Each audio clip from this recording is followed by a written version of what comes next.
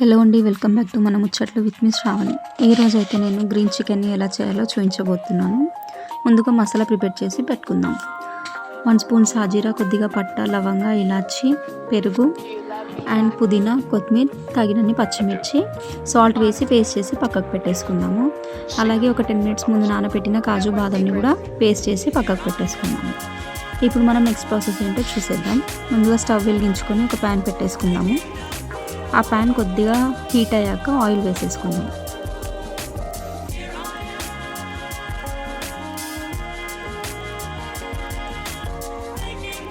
చూడండి, ఆయిల్ కూడా హీట్ అయిపోయింది. ఇప్పుడు సన్నగా తరుక్కున్న పచ్చిమిర్చి, ఆనియన్స్ అండ్ కరివేపాకు కూడా వేసేసుకుందాము. ఆనియన్స్ అనేది ఎప్పుడు ఇలా ఫైన్గా చాప్ చేసుకుంటే గ్రేవీ అనేది ఎక్కువగా వస్తుందన్నమాట. ఏ కర్రీలో అయినా సరే ఆనియన్స్ని ఇలా ఫైన్గా చాప్ చేసుకోండి. ఇలా మిడిల్లో కలుపుకుంటూ గోల్డెన్ బ్రౌన్ వచ్చే వరకు ఉంచుదాము. ఈ గోల్డెన్ బ్రౌన్ ఆనియన్స్ కర్రీస్లోకి మంచి టేస్ట్ని ఇస్తాయండి. ఇప్పుడు ఒక 2 స్పూన్స్ జింజర్ గార్లిక్ పేస్ట్ వేసుకుంటున్నాను. అలా వేసి అది ఒకసారి కలిపేసి ఒక 1/2 స్పూన్ పసుపు వేసుకుందామండి. 1/2 స్పూన్ మాత్రమే వేసుకున్నాను నేను.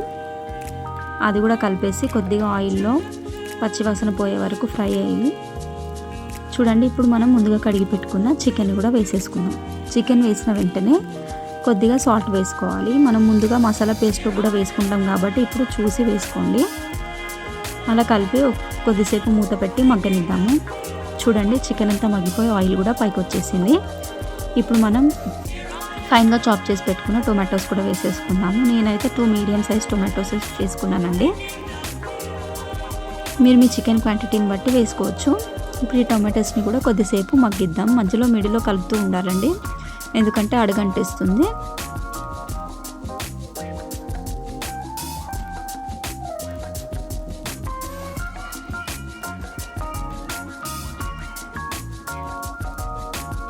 చూడండి, టొమాటోస్ కూడా మగ్గిపోయాయి, ఆయిల్ కూడా పైకి వచ్చేసింది.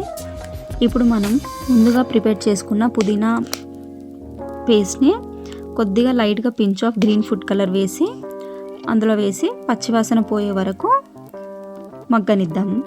చూడండి, ఇలా చక్కగా కలిపేసుకోండి.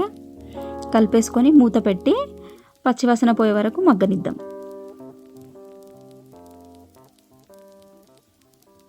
చూడండి, పేస్ట్ అంతా మగ్గిపోయి చక్క కలర్ వచ్చేసి ఆయిల్ కూడా పైకి తేలింది. ఇప్పుడు మనం కాజు అండ్ బాదం పేస్ట్ కూడా వేసేసుకుందాము. ఇది వేసుకుని ఒక 2 మినిట్స్ అలా కలిపేసుకుంటే సరిపోతుందండి, ఎందుకంటే కాజు బాదం పేస్ట్ త్వరగా అడుగంటుతుంది. ఇప్పుడు ఒక 1/2 కప్ వాటర్ వేసుకున్నాను. మీరు మీ గ్రేవీని బట్టి వాటర్ వేసేసుకోవచ్చు. అలా వేసి మూత పెట్టి కొద్దిసేపు అది కూడా ఆయిల్లో మగ్గనిద్దాం. చూడండి, ఆ పేస్ట్ కూడా మగ్గిపోయి ఆయిల్ అంతా పైకి వచ్చేసింది. ఇప్పుడు నేను కొత్తిమీర వేయట్లేదండి, ఎందుకంటే మనం ముందుగా మిక్సీ పట్టుకున్నాం కాబట్టి. కసూరి మేతి వేసి అలా కలిపేసి స్టవ్ ఆఫ్ చేసేసుకుంటే మన టేస్టీ అయిన గ్రీన్ చికెన్ రెడీ.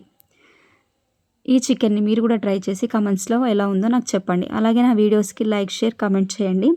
నా ఛానల్ని సబ్స్క్రైబ్ చేసుకొని పక్కన ఉన్న బెల్ ఐకాన్ని ప్రెస్ చేయడం మాత్రం మర్చిపోకండి. Thank you.